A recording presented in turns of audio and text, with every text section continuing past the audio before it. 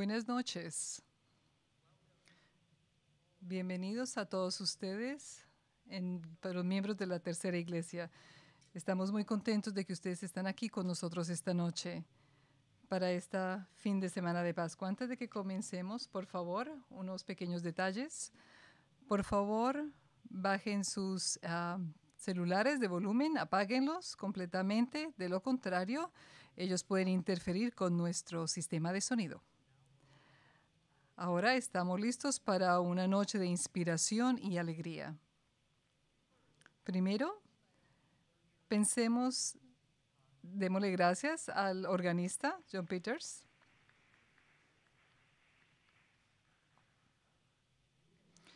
Ustedes pueden escuchar más de la música de tos en los servicios de los domingos y los servicios de miércoles.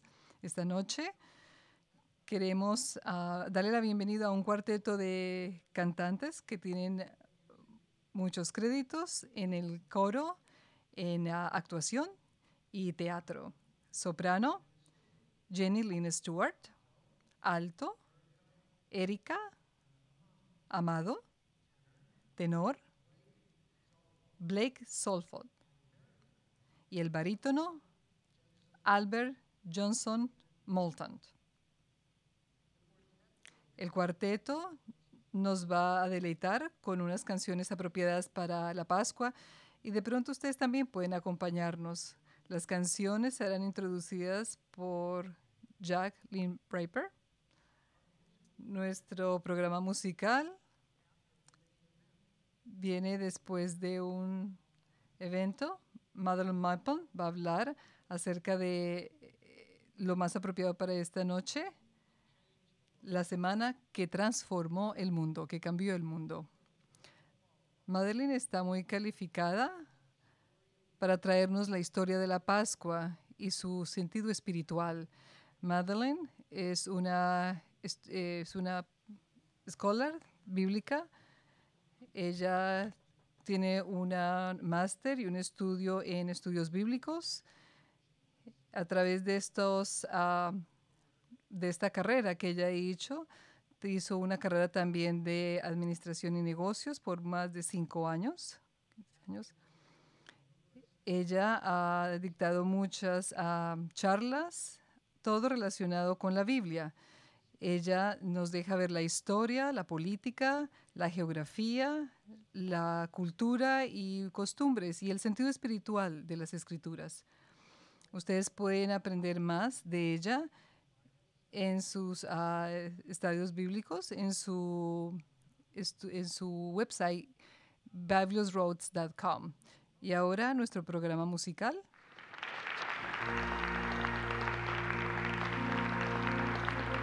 I'll read selections from the New King James Version of the Bible, the Gospel of John. Now a certain man was sick, Lazarus of Bethany, the town of Mary and her sister Martha. When Jesus heard that, he said, "This sickness is not unto death, but for the glory of God, that the Son of God may be glorified through it." Then after this he said to the disciples, "Let us go to Judea again." When Jesus came, he found that he had been in the tomb 4 days. Then Martha, as soon as she heard that Jesus was coming, went and met him. Then Martha said to Jesus, "Lord, if you had been here, my brother would not have died. But even now I know that whatever you ask of God, God will give you." Jesus said to her, "Your brother will rise again." Martha said to him, "I know that he will rise again in the resurrection at the last day." Jesus said to her, "I am the resurrection and the life. He who believes in me, though he may die, he shall live. And whoever lives and believes in me shall never die. Do you believe this?" She said to him, "Yes, Lord, I believe that you are the Christ, the Son of God who has come into the world." Then Jesus came to the tomb. It was a cave, and a stone lay against it. Jesus said, "Take away the stone." Then they took away the stone from the place where the dead man was lying. And Jesus lifted up his eyes and said, "Father, I thank you that you have heard me, and I know that you always hear me, but because of the people who were standing by, I said this, that they may believe that you sent me." Now when he had said these things, he cried with a loud voice, "Lazarus, come forth." And he who had died came out, bound hand and foot with grave clothes, and his face was wrapped with a cloth.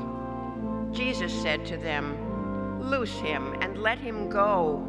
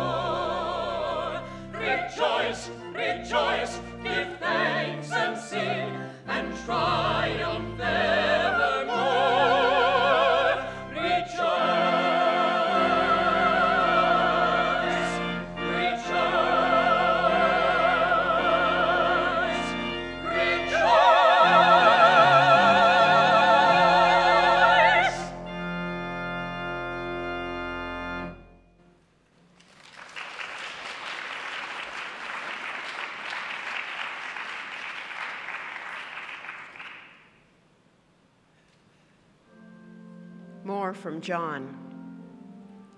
Now before the feast of the Passover, when Jesus knew that his hour had come, that he should depart from this world to the Father, having loved his own who were in the world, he loved them to the end. He rose from supper and laid aside his garments, took a towel and girded himself.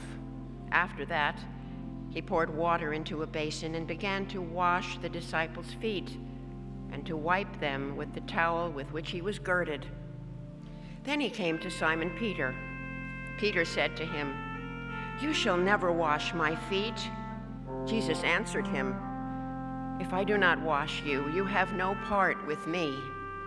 Simon Peter said to him, "Lord, not my feet only, but also my hands and my head." So when he had washed their feet, taken his garments, and sat down again, he said to them, "Do you know what I have done to you?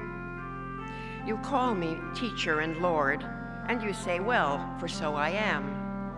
If I then, your Lord and teacher, have washed your feet, you also ought to wash one another's feet. For I have given you an example, that you should do as I have done to you."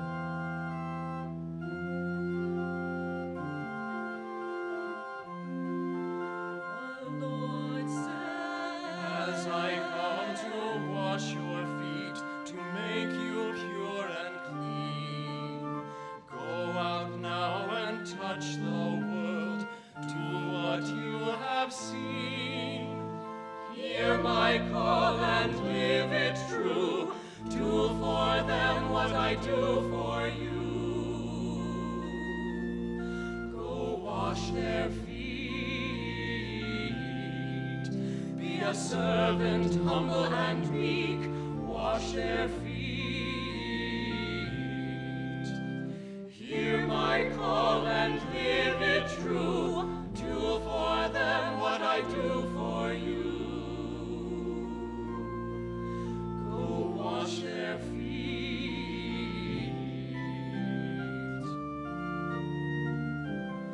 When the Lord left heaven to come down, he laid aside his glory and his crown.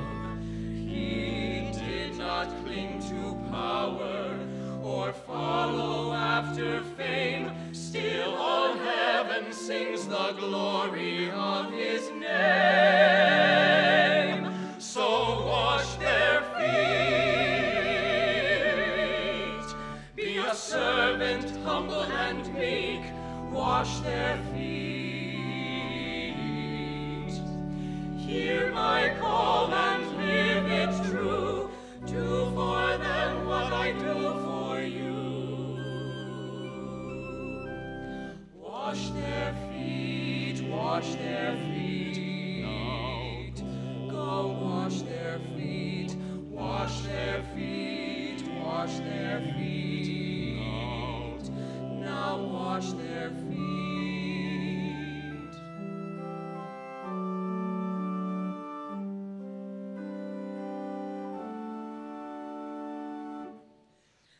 There one night in the upper room, he laid aside his robe.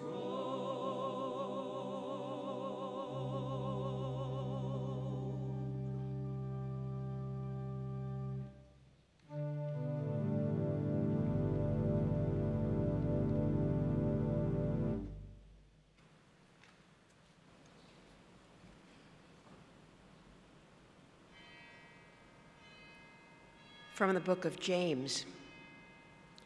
Blessed is the man who endures temptation, for when he has been approved, he will receive the crown of life which the Lord has promised to those who love him.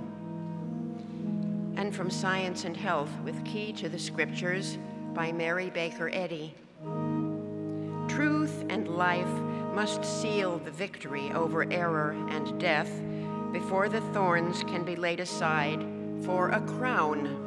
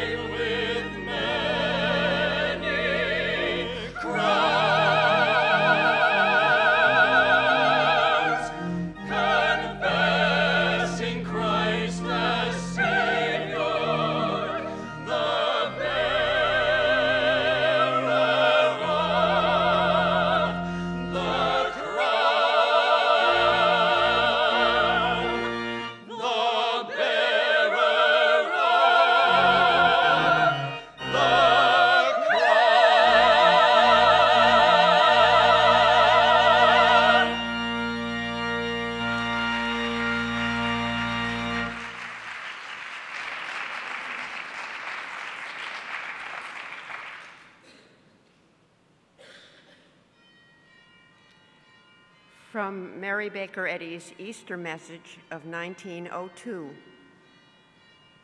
Beloved brethren, May this glad Easter morn find the members of this dear church having a pure peace, a fresh joy, a clear vision of heaven here, heaven within us, and an awakened sense of the risen Christ. May long lines of light span the horizon of their hope and brighten their faith with a dawn that knows no twilight and no night.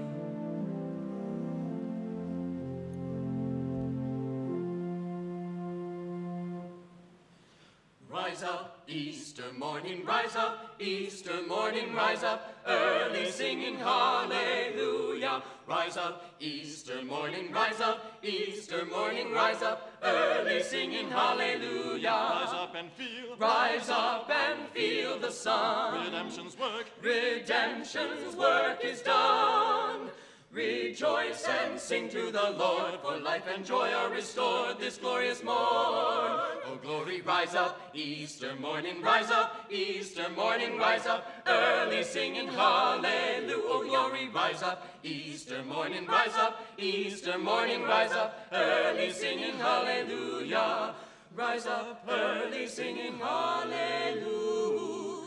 Hallelujah. My Lord, what a morning. Oh, My Lord, what a morning. My Lord, what a morning. See, the stone is rolled up. Rise up, Easter morning, rise up, Easter morning, rise up, Easter morning, rise up, Easter morning, my Lord, What a morning. oh glory, rise up, Easter morning, rise up, Easter morning, Resurrection. Rise up, Easter morning, rise up, Easter morning, rise up, Easter morning, rise up, Easter morning, rise up, early singing hallelujah. Glory, rise up, Easter morning, rise up, Easter morning, rise up, early singing hallelujah. Oh, glory, rise up, early singing hallelujah. Rise up, rise up, rise up, rise up. Hallelujah.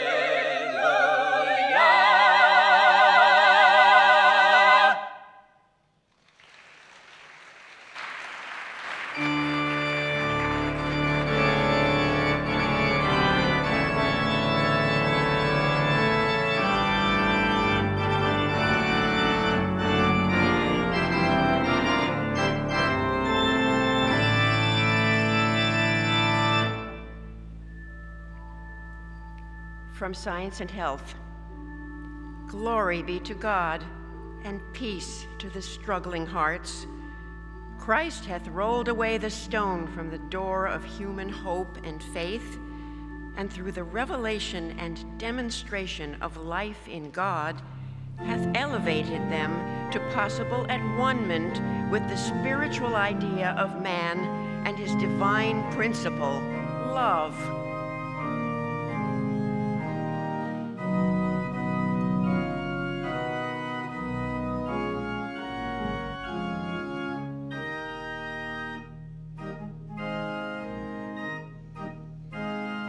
Thine is the glory, risen conquering Son. Endless is the victory, the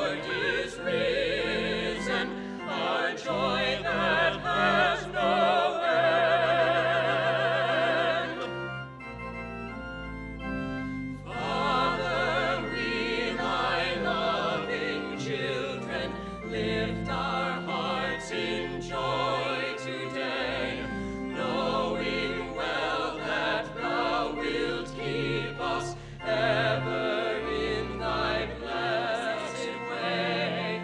Thou art love and thou art wisdom, thou art life and thou art all.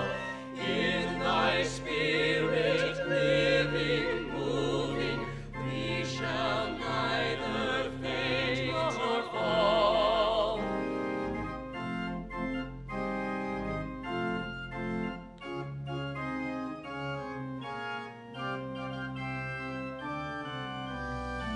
In thy house securely dwelling, where thy children live to bless, seeing only thy creation, we can share thy happiness, share thy joy and spend it freely. Loyal hearts can feel no fear. We thy children know thee, Father, love and life forever near. Hallelujah. Hallelujah. Hallelujah. Amen.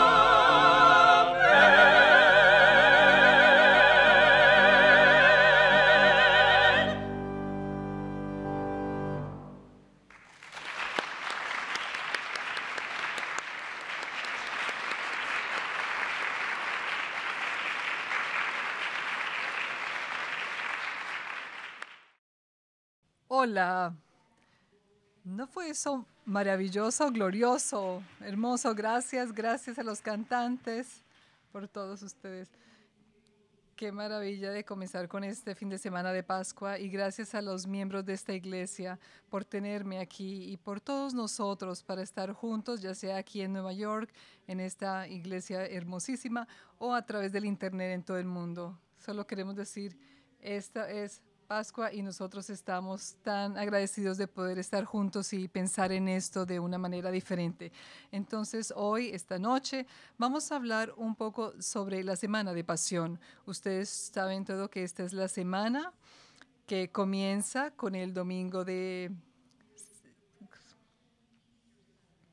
y termina con la resurrección. Tiene muchos eventos en esta semana que incluyen el arresto, el juicio, la crucificación, la resurrección y, claro, la ascensión. Y este es uno de los eventos de los que vamos a hablar esta noche.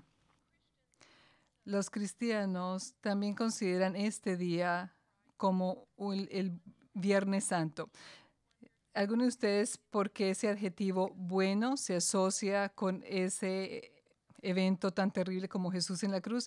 Realmente yo lo sé, porque esa definición de bueno es de una forma antigua que se utilizaba que era santo o piadoso. Así que pensemos de esto como el Viernes Santo. La crucifixión que ocurrió en este Viernes Santo hace 21 siglos fue perpetrada contra el hombre más inocente que haya existido. Los romanos usaron intencionalmente esa forma de castigo de la manera en los lugares más visibles como las colinas o entradas a una ciudad para servir como un elemento de disuasión para aquellos que quisieran desafiar el imperio. Sin embargo, el castigo público de Jesús parece haber sido lo que hizo la resurrección mucho más creíble y asombrosa. La resurrección demostró la victoria de Jesús sobre la muerte y para sus seguidores la realidad de la vida eterna. ¿No es esto la razón por la cual la semana que cambió el mundo sigue siendo celebrada por todos los cristianos en todo el mundo? El ejemplo de Jesús manteniendo todo este liderazgo político y religiosos contra su vida para terminar con su vida y su ministerio, y especialmente el poder del Cristo que realmente estaba en este ministerio, su triunfo sobre la muerte. Empezó un movimiento que ha cruzado realmente todos los límites: geográfico, teológico, económico, sociológico, cultural, étnico, de género, de espacio y tiempo. Esto es lo que la historia de Cristo ha hecho. Entonces, cuando ustedes miran este mapa del mundo hoy en día, nosotros compartimos con 7.500 mil millones de personas, compartimos este mundo, y de estas personas que están en color púrpura son poblaciones que son 50% cristianos o más del 50%. ¿Qué ejemplo de la parábola de la semilla de Cristo Jesús? ¿Ustedes se acuerdan? Es la pequeña semilla de lo que él pudo hablar, que la gente en Medio Oriente podía conocer, lo más pequeño, y sin embargo creció y creció. Y eso es exactamente lo que el cristianismo ha hecho. Y piensen acerca de esto en sus inicios. Fue un rabino judío que venía de una provincia romana, una provincia que nadie esperaba nada de ella, que se llamaba Palestina. Pero, ¿qué era la diferencia con este rabino judío, con sus enseñanzas? Que él probó lo que él enseñó. Él realmente probó que Dios nos ama a cada uno de nosotros. Hoy, los seguidores de Cristo están organizados en unos 38,000 grupos diferentes de iglesias. ¿Ustedes sabían eso? Piensen en eso. 38,000 grupos, y ellos siempre vienen juntos y oran y adoran y hablan en muchos idiomas. Ellos oran juntos, ellos trabajan juntos, pero sobre todo ellos dan agradecimiento, porque ¿qué es lo que une a todos los cristianos en todo el mundo? Es la resurrección. No importa las diferencias teológicas, eso es lo que realmente el pegante que nos une a todos como cristianos, que todos celebramos como la resurrección en Pascua, la Pascua. Ahora, aunque nosotros miremos hacia atrás en el cristianismo para poder entenderla y miremos a la vida de Cristo Jesús, el cristianismo realmente es un punto de partida. Es un momento de un lanzamiento espiritual para cada uno de nosotros, en el cual cada uno de nosotros podemos construir una vida de gran alegría, de gran productividad, de gran amor. Las lecciones del Viernes Santo y de la mañana de Pascua que siguieron nos dirigen hacia Dios y Cristo, que consigue salvando a la humanidad. Y muestra que esa semana que cambió el mundo siempre está cambiándonos. Lo hace a través de su vida. Cada vez que usted ama, cada vez que usted piensa en alguien más, cada vez que usted trata de ayudar, cada vez que usted rompe un límite que usted pensó que no era realmente, sea política, sea geográfico, sea étnico, no importa. Eso es lo que es como el cristianismo está viviendo hoy en día. Jesús le enseñó a sus seguidores: yo estoy con vosotros todos los días hasta el fin del mundo. Esto es de Mateo 28:20. Este poder que trae ese sentido de Dios con nosotros, eso es el Cristo que nos está asegurando, nos está elevando, nos está sanando. Está aquí aún en día, como siempre ha estado, ya sea en el primer siglo o en el siglo XX. Es este poder de Dios que Jesús vivió totalmente y que se convirtió en su título, Cristo Jesús. Y los evangelios es a donde nosotros siempre vamos para aprender más acerca de él, especialmente semana extraordinaria de su vida, la última semana de su vida. Ustedes saben que el gran apóstol Pablo, lo que ustedes no saben de Pablo es que Pablo escribió su carta a los romanos y sus otras cartas antes de que un evangelio fuera escrito. Las cartas de Pablo fueron de 50 antes de Cristo y el primer evangelio fue escrito en los 60. O sea, antes de que un evangelio fuera escrito, miren lo que Paul dijo en sus cartas a los romanos. Él escribe: yo, el siervo de Cristo Jesús, apartado para anunciar el evangelio de Dios. Ahora, ¿qué es un evangelio cada uno? ¿Cuál evangelio? El de Dios. ¿Cuántos evangelios están ahí? ¿Cuántos hay? Uno. A uno, de acuerdo a lo que dijo Paul. El evangelio significa buenas nuevas. Entonces, ¿cuál es ese mensaje de noticia extraordinaria? Que Dios le dio a la humanidad un Salvador que la humanidad necesitaba, llamado Cristo Jesús. Esas son las buenas nuevas. Más tarde en los Romanos, unos versos más adelante, en el capítulo 1, verso 16, Paul llama esto el Cristo, el poder de Dios en acción. Ahora, yo pienso que cada uno de ustedes acá y cada uno de los que nos están escuchando en el internet puede realmente ir a su vecino. No vamos a hacer eso, pero ustedes pueden mirar a su vecino en este momento y compartir algún ejemplo de Dios en su vida. ¿Ustedes podrían dar un ejemplo de eso? ¿Sí? ¿Sí? Muy bien, absoluto. Claro, por eso es que estamos nosotros aquí, ¿no es verdad? Por eso es que nosotros estamos celebrando la Pascua. No es un evento del pasado, es lo que está pasando hoy. Entonces, como Paul escribió este evangelio, miremos a los 4 evangelios que están en el Nuevo Testamento. Ustedes saben, ¿cierto? Vamos a decirlos todos juntos: Mateo, Marcos, Lucas y Juan. Ellos nos cuentan el relato de la vida de Cristo Jesús de 4 maneras diferentes. Ellos escribieron por 4 autores y cada uno de ellos tienen una manera diferente de compartir la misma historia. ¿No es verdad? Claro que sí. Ellos escriben de diferentes puntos de vista y a diferentes audiencias. Nosotros vamos a ver algunas de estas distinciones a través de la Semana de la Pasión.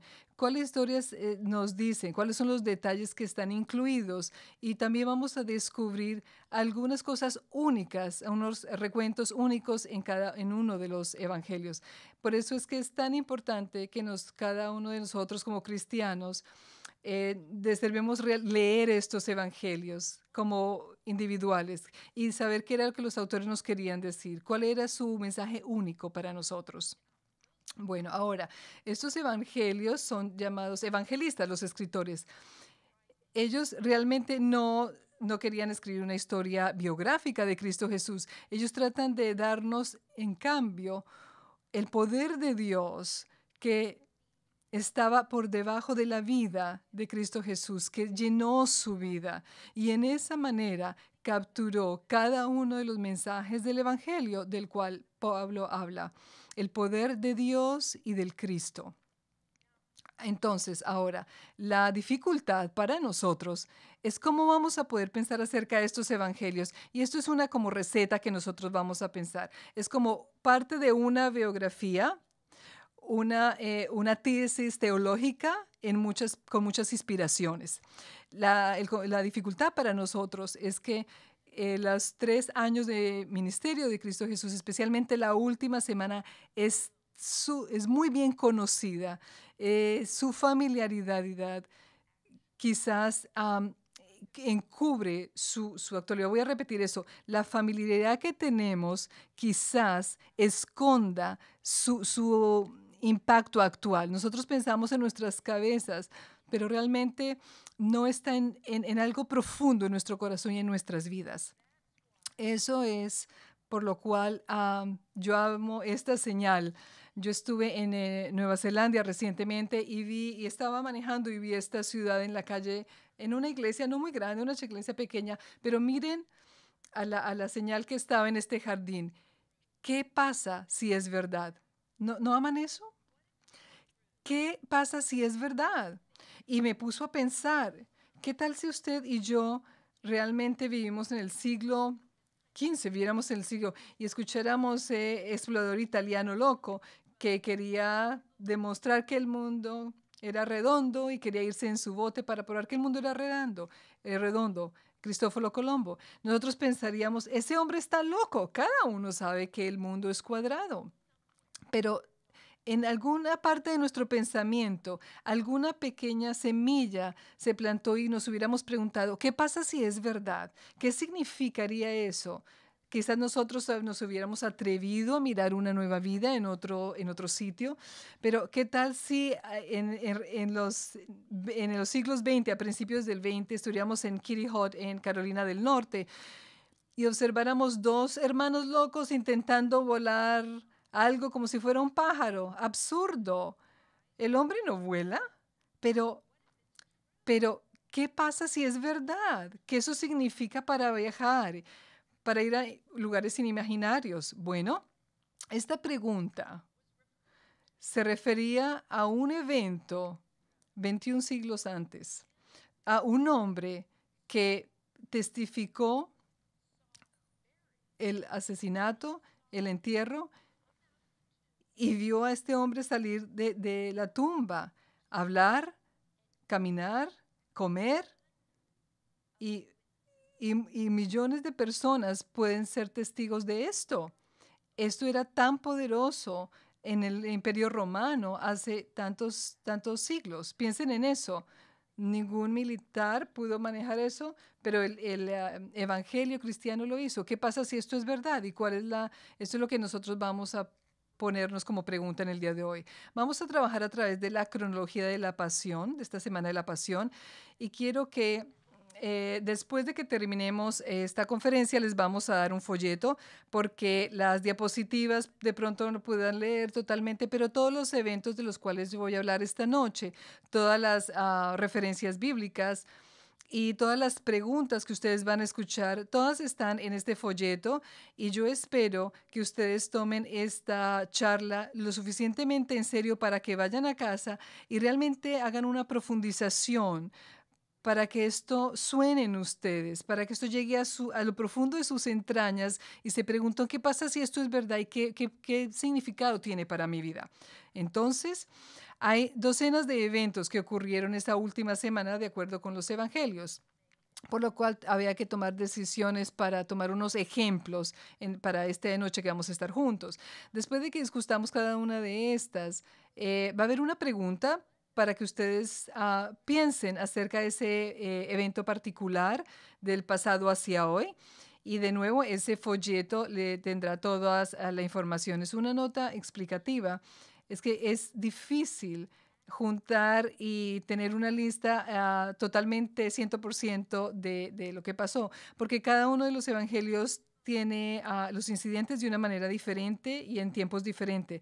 Ustedes se dan cuenta que la Semana de Pasión toma realmente un cuarto y un tercio de cada evangelio. Piensen en eso. En 3 años de ministerio, un cuarto a un tercio de el evangelio es la vida de Cristo Jesús. Así de grande fue esto, ¿no?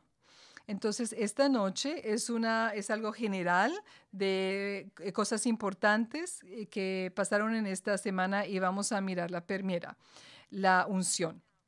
Bueno, esta es un poquito diferente porque no fue un evento que pasó durante la Semana de Pasión, pero fue un evento que pasó y sucedió que está entre cada uno de los 4 evangelios, y esto no es normal, así que es muy importante, y ocurrió algunos días antes del Domingo de Ramos. Entonces vamos a pensar un poquito en dónde estábamos. María de Betania es la hermana de Lázaro y Marta. Ella ungió los pies de Jesús en su casa. Ellos vivían en Bethany, que era una pequeña aldea, a 3 kilómetros de Jerusalén, justo antes de llegar a la entrada de Jerusalén. Jesús ya había caminado 8 o 10 días desde Galilea, casi 3 horas manejando para el día de hoy. Él está en su camino para ir a las fiestas de Pascua, que va a ser su última, y él lo sabe. Y entonces, antes de que él llegue a la ciudad, él para a la casa de sus amigos. Y los evangelios nos dicen en diferentes grados que él sabía que su tiempo había llegado. Y nosotros podemos pensarlo a él. Y en la cena, piensen cómo sería la atmósfera. Está Lázaro, a quien había levantado de los muertos, y están los enemigos de Jesús que ya estaban planeando cómo también matar a Lázaro. Estaba Marta, la hermana, que realmente era tan buena anfitriona, pero siempre había que recordarle que a veces hay prioridades espirituales y ahí a veces hay que poner lo demás a un lado. Y también está María, quien ella había hollado su hambre por las escrituras, por la espiritualidad, y estaba a los pies de Jesús. Entonces Mary abre un frasco de alabastro que costaría 1 año de salario, que era, o sea, muy, muy costoso. Y ella lo pone en los pies del maestro. Y ella coge su cabello largo y le seca los pies a Jesús.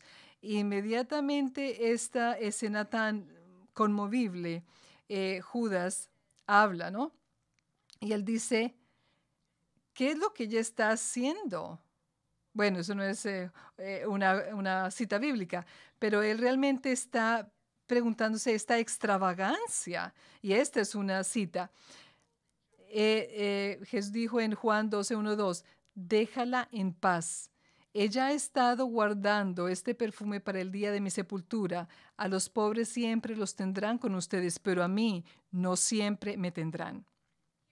Entonces, aquí hay una evidencia del conocimiento de Jesús. Él sabía los eventos que iban a suceder. También como la intuición espiritual de María, ya sabía que algo iba a pasar, que había un momento de algo que iba a pasar. María de Betania se convierte en nuestro modelo, ¿no es verdad? En 2 formas. Uno, en la fuerza espiritual, pero también en la devoción que ella tenía por el Cristo. Yo amo lo que un comentario dice. Ellos la llaman que ella tenía una devoción extravagante. ¿A usted no les gustaría ser descritos de esa manera? Entonces aquí hay una pregunta para ustedes. ¿Cómo yo puedo mostrar la devoción a Cristo? ¿Cómo yo puedo sacrificar? ¿Realmente yo sacrifico algo para poner esto en práctica? El evento número 2, el domingo de Pascua de las Palmas. Entonces, esto también está relacionado con todos los evangelios. Jesús entra en Jerusalén. Esto se llama el Domingo de Ramos. Y el cuento de Mateo dice que el maestro entra en humildad. Ustedes si ven ese pequeño burrito en el que está ahí montado, todos saben todos en el primer century habían dicho que esto no era un super caballo como un emperador o un general, ¿verdad? Así entraría un general. No, eso indicaría una victoria militar, pero era todo lo opuesto, era humildad. La Pascua entonces venía con ramos, ¿no? Y eso era un símbolo de prosperidad para los judíos. Yo soy de California y nosotros hablamos nuestros ramos de palmas y nos encantan los frutos y ellos utilizaban todos los frutos para todos. Los árboles son majestuosos y tienen muchos frutos y son un signo de victoria también para el rey, para la victoria que venía a venir. Y Juan en 12 nos dice, tomaron ramas de palma. Cuando la gente vio que ellos venían, tomaron ramas de palmas y salieron a recibirlo gritando a voz en cuello, Hosana, bendito el que viene en el nombre del Señor, el Rey de Israel. Hosana viene de Salmos 118, 25 y significa sálvanos. Nosotros oramos, sálvanos. Entonces, para el primer century, esto se convirtió como un llanto por misericordia divina. Entonces la gente lloraba por Jesús. ¿Realmente ha cambiado algo hoy?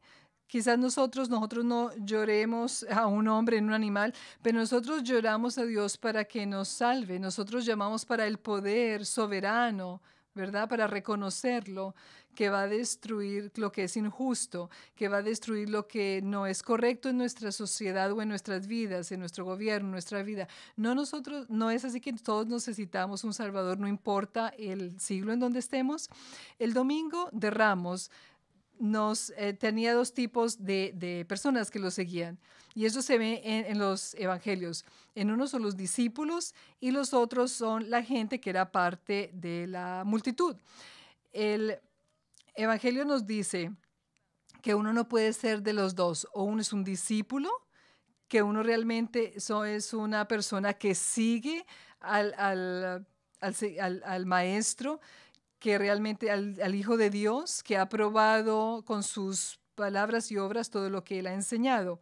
Pero una persona, un miembro de la gente, simplemente era una persona que puede ser potencialmente un discípulo y podía identificar a Jesús como un profeta esta semana, hasta que otro profeta viniera la próxima semana. Entonces, todo este miembro de la multitud venía con mucha emoción, pero realmente no tenía una profundidad espiritual, no tenía una simiente espiritual. En cambio, los discípulos sí tenían esta base espiritual. Entonces, en días, estas mismas personas que lo estaban exaltando a él, lloraban a él y gritaban para su ejecución. Terrible, ¿no es verdad? Los evangelios nos dicen que no había no se reconocía al Cristo, ¿verdad? Es el querer seguirlo a Él, que uno tiene que ser un cristiano que hace que uno lo siga más que un domingo de Ramos, ¿verdad? No queremos que ninguno de nosotros quiera simplemente alzar una ramita, ¿verdad? Los que estamos aquí seguramente estamos comprometidos con algo más y gracias por estar acá. Y esta es la pregunta del día. ¿Cómo es mi comprensión de Cristo Jesús? ¿Cómo cambia mi vida diaria, mis acciones diarias? ¿Cómo mi apostolado se profundiza cuando yo pienso en seguir a Cristo Jesús? Es una pregunta que tenemos que hacernos a nosotros mismos. El evento número 3, esto lo saben muy bien. En Mateo 21 nosotros leemos, entonces Jesús entró en el templo y echó de allí a todos los que compraban y vendían. Volcó las mesas de los que cambiaban dinero y los puestos de los que vendían palomas. Ahora, el templo era grande. Habían salones para los judíos, para las mujeres, para los gentiles, y también habían establos para cantidades de animales que iban a ser sacrificados. Personas que viajaban a través de todo el imperio, judíos, venían para la Pascua y ellos traían sus monedas con ellos. Y esas monedas tenían imágenes que no eran muy apropiadas para el templo. Entonces, lo que nosotros vemos es que los judíos querían a cada uno cambiar su dinero, que hubiera solo una moneda, que no hubieran demasiado. Entonces, habían las personas que cambiaban el dinero. Cuando Jesús voltea las mesas y todo ese dinero, está mostrando su rechazo de cómo el templo se convirtió en algo comercial. Y aquí hay una vista del Mesías que vino no a traer paz, sino que, ¿ustedes se acuerdan? La espada. Eso es de Mateo 10. Entonces, la ironía de toda esta historia es que para el tiempo en que los evangelios se escribieron, particularmente Mateo, Lucas y Juan, el templo ya había sido destruido. Un acto que había sido parte de la profecía de Jesús en esta fiesta de la Pascua. Él se dirigió a sus discípulos cuando se fue en Mateo 24 y les dijo a sus discípulos, ¿veis todo esto? Les digo de cierto que no quedará aquí nada piedra sobre piedra, sino que será todo derribado. Y en los 70 después de Cristo esto pasó y lo pusieron en el piso, fue derrumbado. Aquí hay una pregunta que esa que nos deja a nosotros ese evento. El templo era un símbolo de la presencia de Dios, de la gloria de Dios, y había sido ahí desde la construcción del templo, desde Salomón, desde el siglo X. Pero ahora que el templo se destruyó, entonces, ¿cuál es el símbolo de la presencia de Dios? Es el Cristo, es Jesús. El poder espiritual que siempre nos ha mostrado la presencia de Dios. Jesús lo explicó esto una vez cuando dijo, antes que Abraham fuese, yo soy. Él nunca dijo el hombre Jesús. Él quiso decir el poder de Dios, el Cristo. Jesús se identificó con ese poder espiritual que no solamente se convirtió en su título, sino su identidad y su comprensión de su relación de hijo de Dios. Así de que la presencia del Cristo continúa hoy, mostrándonos la presencia de Dios. El Evangelio de Juan nos describe este poder espiritual como la luz del mundo, como el pan de vida, como el Logos o la palabra de Dios que estaba desde el principio, como el principio, el camino, la verdad, la vida. Hay una pregunta para ustedes hoy. ¿Cómo puedo yo ser más receptivo al Cristo y remover todo aquello que puede contaminar o sepultar mi sentido de iglesia? Evento número 4. Esta semana también nos revela lo que constantemente estaba pasando con Cristo Jesús y era la autoridad de que Jesús estaba desafiando. Los evangelios nos dicen cómo él fue preguntado tanto sobre su lealtad al César y nos preguntas, ¿nos está permitido pagar impuestos al César o no? Con esta pregunta, el plan que ellos tenían era poder entregar a Jesús ante los gobernantes para poder mostrar que Jesús era violento contra el imperio o que él no estaba pagando sus impuestos. Pero Jesús vio a través de esta pregunta y la evitó la trampa cuando él dijo, denle a César lo que es de César y denle a Dios lo que es de Dios. Entonces, su lógica es irrefutable. Piensen en eso. Si lo que pertenece a César, una moneda, tiene la imagen del emperador, entonces lo que pertenece a Dios, entonces muestra la imagen de Dios. Y Génesis nos deja ver esto muy claro porque el hombre está hecho a la imagen de Dios. Entonces, servir a César pagando los taxes, servir a Dios siendo la imagen de Dios. Esta lógica espiritual silenció el criticismo. Entonces, ¿cómo esa trampa puede suceder hoy en día? Por ejemplo, no como alguien que venga y le haga ese tipo de preguntas muy personales, pero realmente viene a través de cosas personales, por ejemplo, los medios de comunicación y cosas que vienen totalmente a nosotros todo el tiempo, constantemente, que dan imágenes de el hombre como si fuera todo menos la imagen de Dios. Piensen la forma médica que ahora se ve en los aspectos de nuestra vida, mostrando al hombre como si fuera un poquito más de impulsos electrónicos con una mente. ¿Qué tal esto? Pero lo que nos mostró Jesús fue diferente, que el hombre es la sal de la tierra, la luz del mundo, una ciudad asentada sobre un monte que no puede ser escondida. El Hijo amado del Padre, que sabe que todos nuestros cabellos están todos contados. Eso es lo que es el hombre. Eso es de Mateo 10. Entonces, mi pregunta hoy, ¿cómo yo puedo realmente estar alerta espiritualmente para evitar las trampas contemporáneas acerca de mi identidad? Tenemos que hacer eso, ¿no es verdad? Bueno, evento número 5.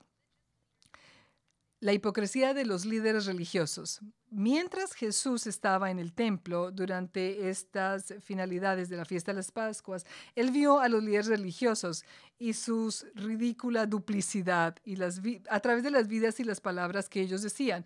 Vamos a citar, «Qué terrible sería para ustedes, expertos legales y fariseos, hipócritas. Son como tumbas blanqueadas, que por fuera, a la verdad, se muestran hermosas, mas que por dentro están llenos de huesos, de muertos y de toda inmundicia. Así también vosotros, por fuera, a la verdad, os mostráis justos a los hombres, pero por dentro estáis llenos de hipocresía e iniquidad. Esto es de Mateo 23. Él realmente cogió las ideas, ¿verdad? Primero, los escribas y los fariseos son diferentes, pero ellos se entrelazan entre sí. Los escribas eran profesionales, educados, iban a la escuela. Podríamos decir que son como abogados de hoy en día. Los fariseos eran personas de la ley. Ellos se especializaban en las leyes religiosas, pero juntos ellos vivían con leyes estrictas religiosas y era la forma como ellas vivían que Jesús condenaba. No era la ley mosaica que Jesús condenaba, sino era la forma como ellos actuaban. Así como los judíos una vez limpiaban sus sepulcros para hacerlos hacer limpios, ¿verdad? Adentro de las tumbas estaban horribles. Así como los líderes religiosos eran hipócritas. En ese tiempo todos sabrían qué significaba esa metáfora. Esto muestra otra faceta maravillosa del Cristo, el coraje y robando el miedo. Jesús nunca tuvo miedo de esta gente, ¿verdad? Él nunca nunca dudó en decir la palabra de Dios. Y es como el Cristo está presentando el poder y la presencia de Dios. En cierta forma, esta historia me llama mucho la atención porque es como si fuera como un niño en la escuela que lo están tratando de intimidar o un adulto que está en una situación de negocios y la gente trata de hacer que él haga algo que no es ético, ¿verdad? Es como un tipo de amenaza, ¿verdad? Entonces, el Cristo, él denunció en uno de los evangelios, vemos esto más que otro y sabemos esta historia, y fue en la maldición de la higuera. ¿Ustedes saben esto? Seguro, ¿verdad? Entonces, cuando él estaba cerca de Betania, él estaba en su camino un día más hacia la ciudad de Jerusalén. Y él tiene hambre, es la mañana. Y desde la distancia, él ve esta higuera. Y él piensa, muy bien, voy a ir a comer algo, uno de sus frutos. Pero cuando él llega, hay solo hojas, no hay frutos. Usted nunca más darás fruto, él declara. Esto es en Mateo 21. Entonces, miren, una higuera de estos puede crecer en una tierra que es rocosa, ¿verdad? Pero sus frutos pueden ir por 50 años, ¿no? Y eso es una parábola entre los judíos y el templo. Esto es lo que los israelitas mostraban. ¿Qué es la historia que viene? Cuando lean el Evangelio, miren la historia que viene antes y la historia que viene después, porque así ustedes entienden qué es lo que está atando el cabo. Y Mateo nos ayuda a ver esta conexión aquí. Israel era gente que había nacido en una tierra rocosa, que ellos habían sido cultivados por Dios y esperaban dar fruto, ¿verdad? No por 50 años, pero indefinidamente los israelitas deberían dar fruto. Y así como el templo, la higuera, ¿verdad? No daba nada. El templo no daba nada, eran muy impresivos, estaban muy bien vestidos, oraban muchísimo, pero en realidad ellos eran árboles con hojas sin frutos. ¿Cómo trataban a los pobres? Cómo ellos realmente ministraban a las necesidades de la gente. Su ego había oscurecido la ley de Cristo que los hubiera hecho productivos, ¿verdad? Y así no servían a Cristo. Esta historia nos hace pensar en el día de hoy.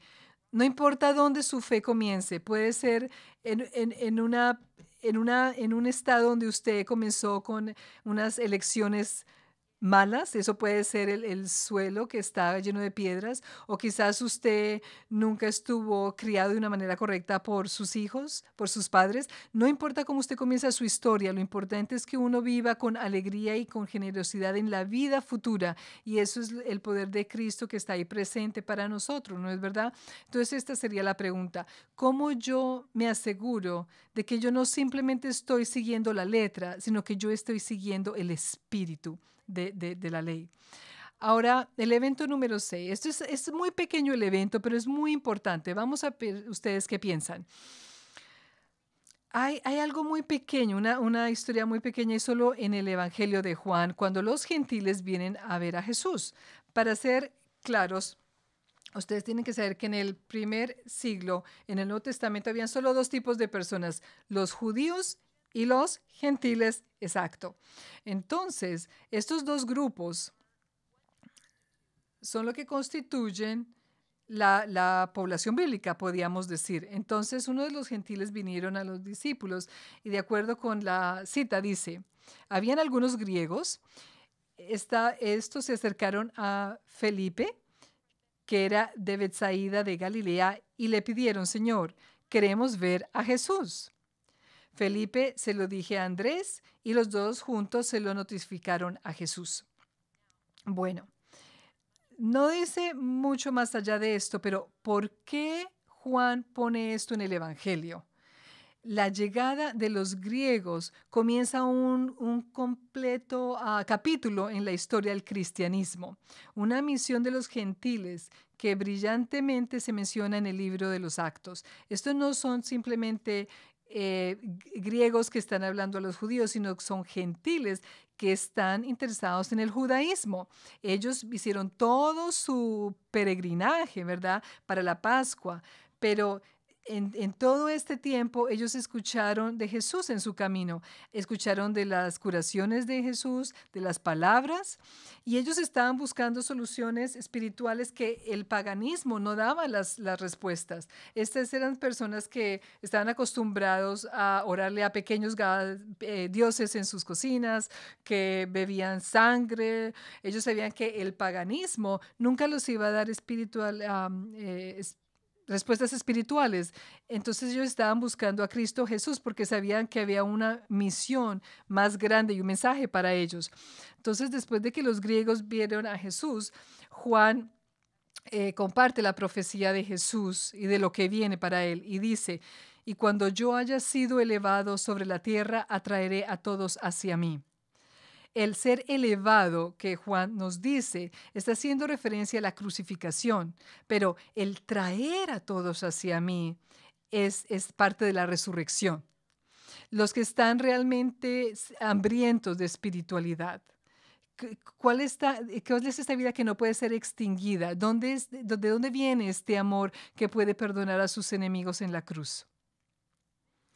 Esto es la gracia que Pablo escribe mucho más adelante, y nosotros podemos experimentar la gracia de Dios porque es el Cristo viviente del que Jesús ha estado hablando, que lo salvó al de la cruz y que nos salva a nosotros hoy en día. Y es gracias a Dios siempre disponible para nosotros, despertándonos, moviéndonos, guiándonos, proveyéndonos, bendiciéndonos en cada una de las facetas de nuestra vida. Este pasaje realmente nos hace pensar quién eran los griegos. ¿Cuáles son los griegos en nuestras vidas? ¿Quiénes son las personas que están buscando salir de esta sociedad secular y materialismo de los países, de nuestros países? ¿Quién está buscando por una salida por ejemplo, de las partes médicas de su vida?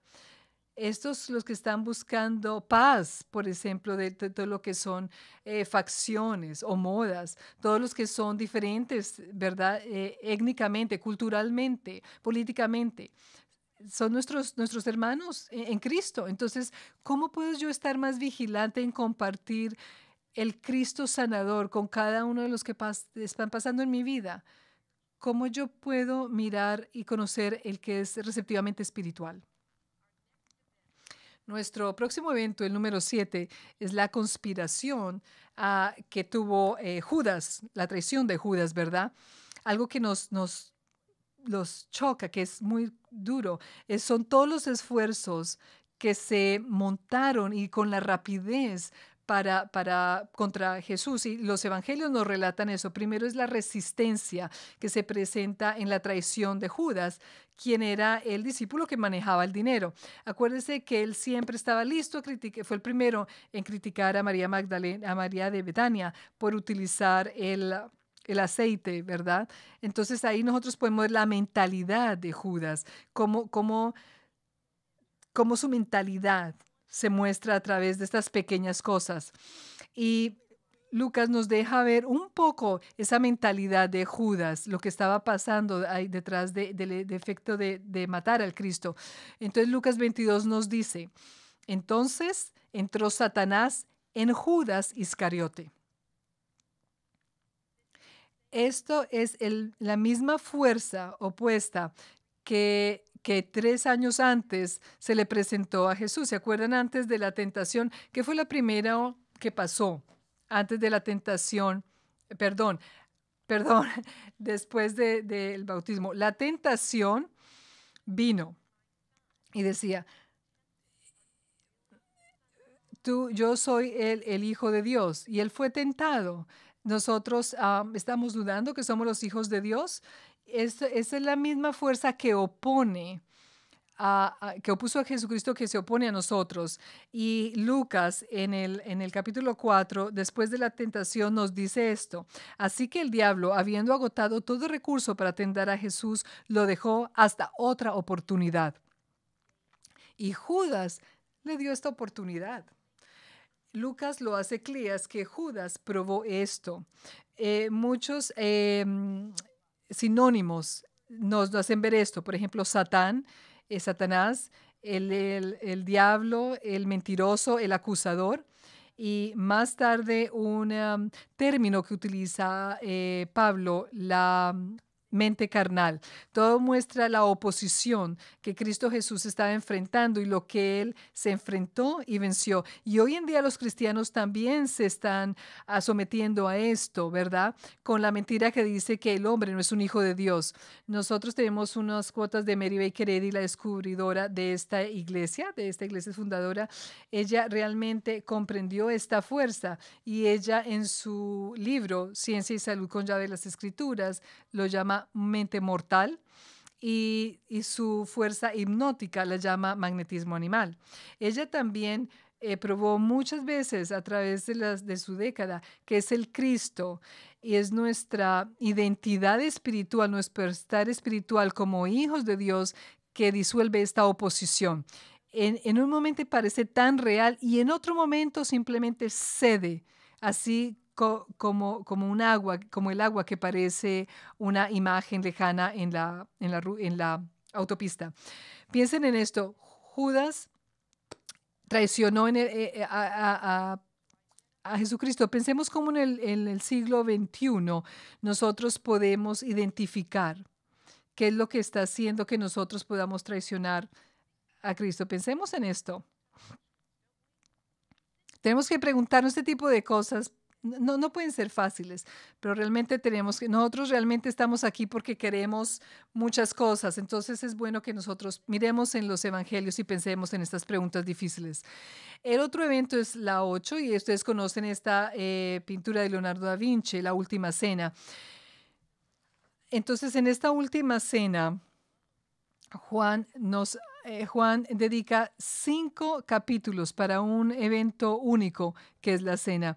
Y este evangelio de Juan es el único que incluye cuando Cristo Jesús lavó los pies de los discípulos. Y después de que Él les lavó los pies a los discípulos, Él les dio un mandamiento. Y los trató con una forma íntima. Les dijo: pequeños niños, como yo los he amado, así ámense los unos a los otros. Esto es Juan 13. Bueno, entonces Jesús es un discípulo judío. Los discípulos hubieran reconocido esto en un momento porque era en el Torah. En el Torah, esto venía en el Torah y viene en los Levíticos 19 y el verso dice: no te vengarás ni guardarás rencor a los hijos de tu pueblo, sino amarás a tu prójimo como a ti mismo. Pero Jesús lo hizo nuevo en 2 formas. Nuestro amor es el que tiene que ser un modelo de la misma manera que Él amó a otros. Y lo otro, el extender este amor hacia todo el mundo. Estas son órdenes que Él nos dio, ¿verdad? Lean, por favor, más de una vez Juan 17. Léanlo y reléanlo porque es muy importante realmente. Es un regalo de Cristo Jesús para sus seguidores. Y esta es la forma como Él oró, su última forma de orar. No simplemente para glorificar a Dios, sino que sus seguidores, ustedes y yo, estemos a salvo. Y Él dice en Juan 17, no te pido, hablando a Dios, Él está orando a Dios, no te pido que los quites del mundo, sino que los protejas del maligno. Qué bella combinación, una oración que nosotros no estemos aislados del mundo, sino una oración para entender que siempre estamos a salvo del mal, del enemigo. Jesús nos da fuerza para salir, para descubrir la cristiandad, el cristianismo, el Cristo que está en nosotros, descubrir esta verdad como hijos de Dios, como somos nosotros. Y aquí hay una pregunta para hoy. ¿Cómo yo puedo realmente ser cristiano de una manera activa en el mundo? Que yo realmente sea un testigo de la verdad. Ahora nosotros venimos a otra historia, otro evento. Ya estamos cerrando los evangelios y es el evento número 9 y es el arresto de Jesús y la negación de Pedro. Y esto nos lo cuentan como en una drama en 4 actos. Está la interrogación de los religiosos, el juicio ante Pilato y la crucifixión y la sepultura. En el Gospel de Juan, en el Evangelio de Juan, nosotros vemos cómo a través de todo este libro, Él nos dice a sus seguidores en Juan 10, antes de que entraran a Jerusalén, Él dice, nadie puede arrebatar mi vida, sino que yo la entrego por mi propia voluntad. Tengo autoridad para entregarla y tengo también autoridad para volverla a recibir. Este mandamiento recibí de mi Padre. Eso es Juan 10. ¿Cómo podía él estar tan calmado? Porque él comprendió su identidad espiritual, que siempre estaba a salvo en Dios, en el amor, y que el Cristo estaba constantemente comunicando ese hecho invariable a él. El Cristo no es limitado para el periodo de Jesús. Es el que nos calma a nosotros hoy en día cuando estamos pasando una situación difícil, ¿verdad? Marcos nos dice que es el jefe de los judíos que nos estaban interrogándolo, ¿verdad? En el Sanedrín eran 71 líderes y es durante esta interrogación inicial que Jesús se niega a contestar, diciéndonos, haciéndonos ver lo que decía en Isaías del sufrimiento de él. Angustiado él y afligido, no abrió su boca. Pero él solo le formuló una pregunta, ¿eres tú el Cristo? Y él contestó, yo soy. Y esto es una cita. Y Jesús les dijo, yo soy y veréis el Hijo del Hombre sentado a la diestra del poder de Dios. Esa fue su única respuesta a la única pregunta. ¿Qué es lo que él nos quería decir con eso? No, él nos dejó en el momento, en el miedo del momento, ¿verdad? Sino que él estaba enfocado en la crucifixión y la resurrección, porque Cristo siempre está con el poder. Él siempre está a cargo de todo. No importa las evidencias de los sentidos físicos y no importa la arrogancia de los títulos o de las personas humanas. También sabemos cómo desde el principio Cristo Jesús tuvo oposición. Y hay un término muy importante que se presentó después de que los evangelios fueron escritos, y esto se presenta en la primera carta de Juan, y solo se ve en primero de Juan y se llama el anticristo. A través de la interrogación de Jesús, la religión, las autoridades religiosas hablaban del egotismo y la arrogancia de este anticristo, que siempre se especializaban en negar el Cristo. ¿Quién es el mentiroso? sino aquel que niega que Cristo Jesús es el Cristo. Ese es el anticristo, el que niega al Padre y al Hijo. Esto está en 1 de Juan 2. ¿No es esto la misma forma que Peter entró cuando negó a Cristo Jesús en el jardín? ¿No sienten ustedes a Peter su corazón? Él amaba, pero sin embargo él aquí vino a negar, ¿verdad? Jesús está siendo interrogado por los más altos cargos a todo nivel, ¿verdad? Y al mismo tiempo, Peter está siendo interrogado, pero de la clase más baja. Y hay un gran contraste, ¿verdad? La fidelidad de Cristo Jesús para su misión y la traición de Pedro hacia la de él. Es otro ejemplo de la oposición del Cristo que puede seducir inclusive a los más fieles, o más espiritualmente alertas, que hacen tomar decisiones o decir cosas que ellos nunca hubieran dicho. Entonces, esta es nuestra pregunta para hoy. ¿Cómo puedo yo estar espiritualmente alerta para detectar cómo el anticristo trataría de hacer que yo niegue el Cristo, la verdad de mi ser como hijo de Dios, como el hijo amado de Dios? ¿Cómo yo puedo estar alerta a eso hoy? El próximo evento es el juicio ante Poncio Pilato. Este es el evento número 10. Todos los evangelios nos hablan de esto. Pero Juan sí es el único que nos dice por qué. Los romanos eran los únicos que podían sentenciar a alguien a muerte.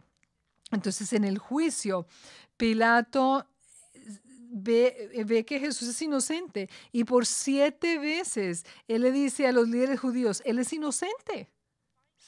Finalmente, los judíos realmente admitieron cuál era la razón real por la que lo habían traído a Poncio Pilato. No porque él se llamaba el rey de los judíos, sino esto fue lo que le dijeron los judíos a Pilato. Nosotros tenemos una ley y según nuestra ley debe morir porque se hizo a sí mismo hijo de Dios. Ese es el problema real, no de que él era el rey de los judíos, sino que él es el hijo de Dios. Y por primera vez, Pilato tiene miedo. ¿Está realmente él aquí lidiando con algo que es mucho más que un problema teológico entre los judíos? Quizás. Acuérdense que la moneda del emperador tenía la imagen del César en un lado y al otro lado decía hijo de Dios. Porque así era como César pensaba de sí mismo como hijo de Dios. Y de un momento a otro, este hombre que está enfrente de Pilato está acusado de llamarse el hijo de Dios. Pilato realmente comenzó intensivamente a preguntarle a Jesús y a tratar de mirar si era una política autoridad o si era... Jesús se enfrenta ante el poder político y el poder religioso, entre las dos autoridades, pero él siempre se va a Dios para las respuestas. Y de hecho, en ese momento las mesas son revolcadas. Son los judíos y Poncio Pilato que ahora tienen miedo. ¿Cuál es este poder y por qué ellos tienen miedo? ¿Qué es ese poder que los está haciendo temer? ¿No es interesante cómo toda la escena cambió? La misma autoridad que Jesús había siempre demostrado sobre los enfermos y los pecadores que él sanó y curó, es la misma autoridad espiritual que en este momento él está ejerciendo en su juicio, que va a decidir su propia ejecución. Este es el poder de Dios, el Cristo, que provee esta autoridad y sostuvo a Jesús. Desde el principio, desde el Evangelio, Juan identificó el Cristo como el Logos, como el principio, como la luz, como la palabra. Hasta la final de esta semana de pasión, ¿verdad? Hemos visto cómo nada puede cambiar, quitar, aniquilar la luz del Cristo, ¿no es verdad? Y esta es la pregunta para hoy. ¿Cómo yo puedo demostrar esta autoridad espiritual del Cristo con fuerza y con braveza? ¿Qué me puede intimidar? ¿Cómo yo puedo ejercer este poder del Cristo en mi vida? Y el evento número 11, la crucifixión y la sepultura. Esto es una cita de Juan. Pilato también tiene una inscripción escrita que colocó en la cruz de Jesús. Se lee: Jesús de Nazaret, Rey de los judíos. Ahora, lo que todos los evangelios mencionan, todos mencionan esta nota, ¿quién de los Rey de los judíos? Pero solo Juan nos da unos detalles fascinantes. Es cuando el predicador, el jesuita de los judíos, dice que Jesús decía que tenía que quitar eso, la señal que decía Rey de los judíos. Y Pilatos le dice que no. ¿Por qué? Realmente lo que el Evangelio nos quiere decir es que ustedes saben quién es Cristo Jesús. Pilato lo supo y los líderes judíos estaban buscando por un judío, por un Mesías que nunca llegó, pero Pilatos lo descubrió. Entonces, la cruz es el símbolo del cristianismo. Nosotros no podemos pasar este periodo tan rápido como quisiéramos, el de la cruz, porque si no vamos a perder el significado, el perdón que Jesús le dio a sus perseguidores. Él administró, él estuvo con los ladrones de lado y lado, la provisión que él dejó para su madre a través de Juan. Todo nos muestra el amor que sostenía y que movía a Cristo Jesús y que aún continuaba en este momento. Para tener más idea de esto para hoy, quiero decirles algo de un evento artístico que pasó en el 2000 en Inglaterra. El Museo Nacional Británico tuvo una exhibición que se llamaba Muestras de Salvación, Imágenes de Cristo a través del arte. Y la prensa fue invitada para la preview, para ver todo. Entonces, cuando ellos vinieron, ya no querían ver más a este hombre en la cruz, ya querían pasarse rápidamente a otra cosa. Y escribieron cosas bastante negativas acerca de la exhibición, pero toda la gente vino, millones vinieron. Y ellos estuvieron enfrente de estas pinturas, unos preguntándose, unos orando quizás, otros pensando profundamente, quizás por primera vez, qué significó su vida.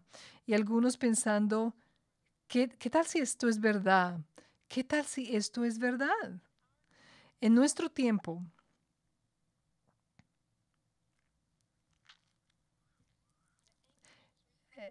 la angustia se representa en muchos refugiados que salen de un país a otro tratando de buscar una salvación en condiciones terribles. Y esto realmente es cierto en el Middle donde tantas personas están muriendo cuando ellos quieren llegar a Europa. Hay una isla en la que se llama Lampedusa y ellos ayudan a ayudar a las personas que vienen y han encontrado todos los botes de todas las personas que han muerto y con los botes hicieron estas cruces que ustedes ven. Y el Papa cuando dio un servicio para todas estas personas, mencionó estas cruces, ¿verdad? Mary Baker Eddy escribió sobre este símbolo central en la historia humana.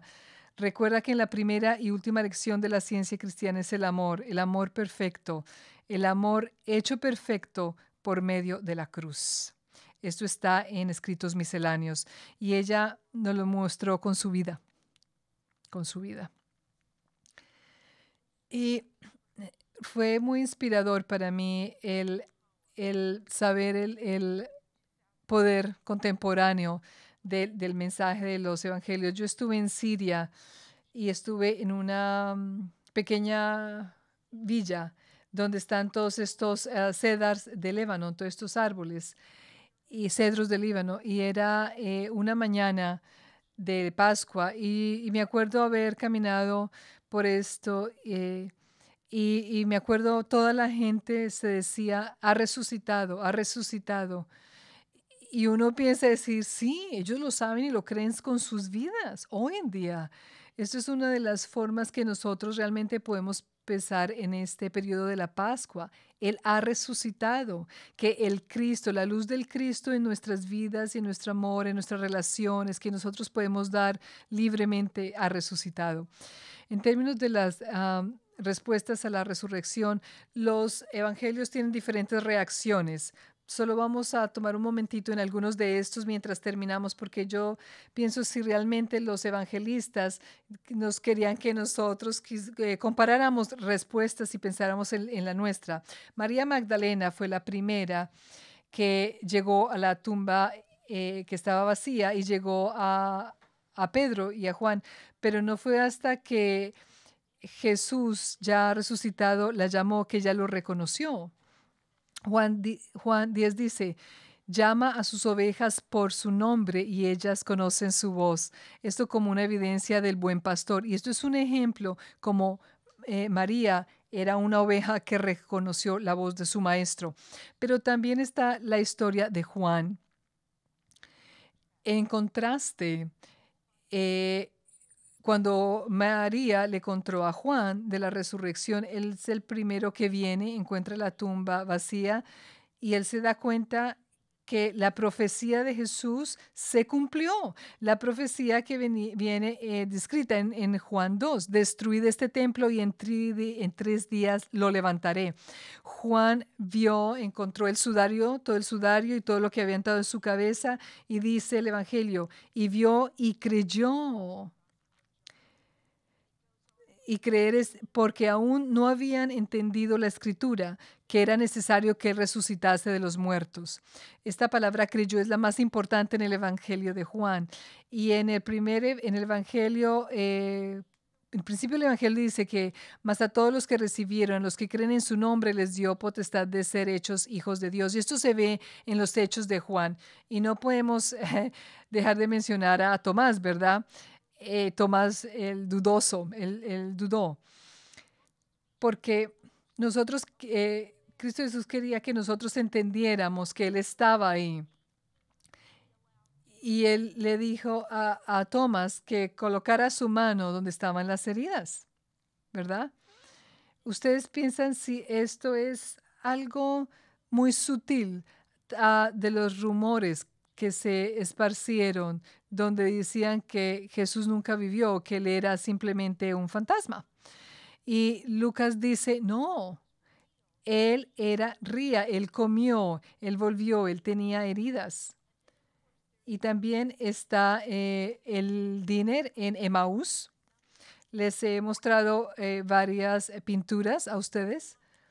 Si quieren ver cómo un artista abraza las ideas de los evangelios, miren las pinturas de Rembrandt, particularmente las de Jesús, y esta es en la cena de Emaús, porque ustedes probablemente se acuerdan de esto.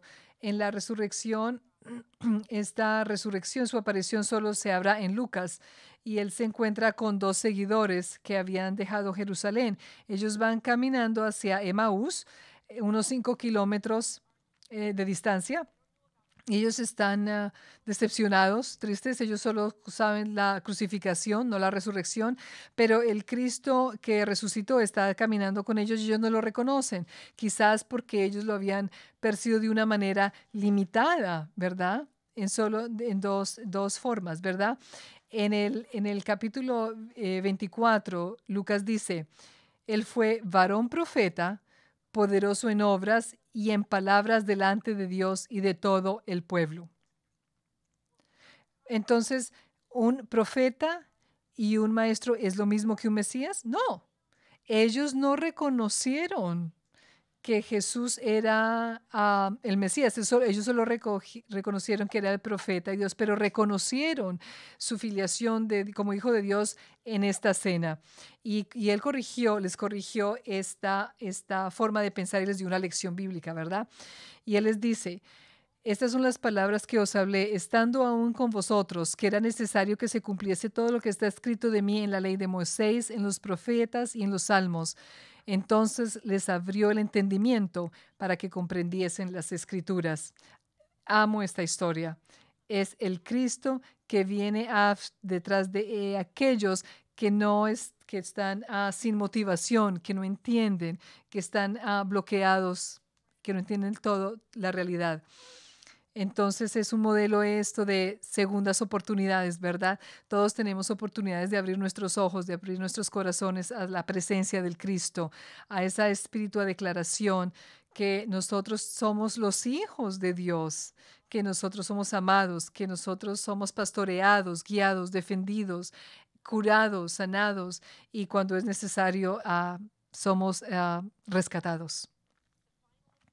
El elemento final es la ascensión.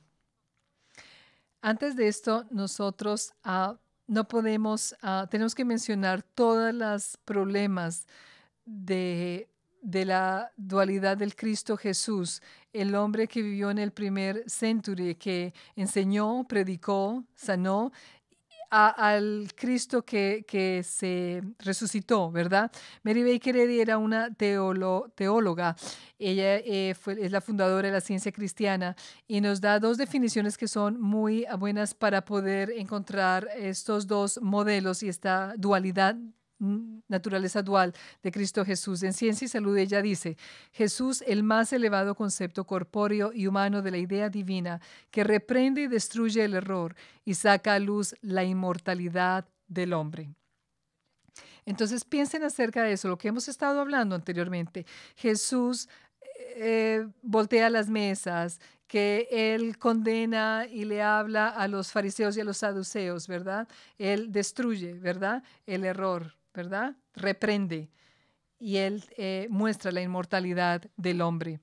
Y es la definición de Cristo que nos ayuda a comprender lo que continuamente está pasando en nuestras vidas a las personas receptivas que está pasando en todo el tiempo y sigue estando comunicándose el Cristo, la divina manifestación de Dios que viene a la carne para destruir el error encarnado.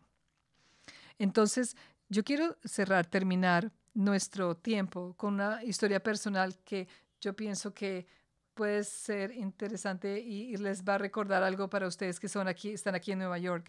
En el 9 de noviembre yo tenía una compañía y yo tenía que viajar y tenía que irme a Inglaterra porque tenía que hablar con algunos europeos y uno de esos aviones fue el que se cayó. Después de esto yo fui a Los Ángeles y estaba lleno este avión. No estaba lleno porque nadie quería viajar. Mi tiempo en Londres era un fin de semana, entonces yo no conocía a mucha gente y yo amo la galería británica. Y entonces yo dije, voy a ir a mirar a la galería que quizás tiene una exhibición. Entonces me puse unos de esos audífonos y un mapa que lo guía a uno por todas las galerías. Y estos son pinturas. Y uno va de galería a galería para mirar Jesús en su en su vida cronológica, desde su nacimiento hasta la ascensión. Toda la vida de Cristo Jesús en esta galería. La última pintura era esta. Es para Tiziano y se llama No tocarme, noli mi tangere. No tocarme. Es una pintura pequeña, pero es el momento donde María Magdalena realiza quién es él y trata de tocarlo. Y él se mueve, se corre. Y el texto de esto está en Juan 20. Jesús le dijo, él está listo para ascender.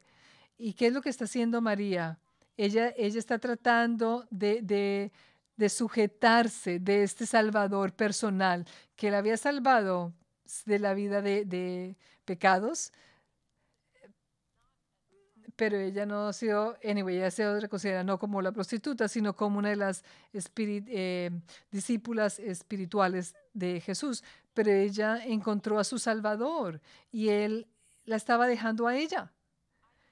Yo nunca había tenido esta experiencia, pero mirando esta pintura, yo pensé que era la primera vez que realmente comprendí el poder de la resurrección.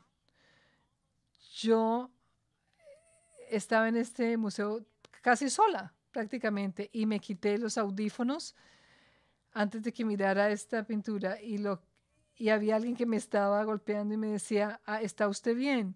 Y yo le dije, sí. Y él me dijo, bueno, usted no parece que está bien. Y yo había estado llorando. Yo nunca había sido tan movida por un artista y por una pintura como esta. Yo me sentí terrible y me puse otra vez los audífonos y escuché una nueva voz.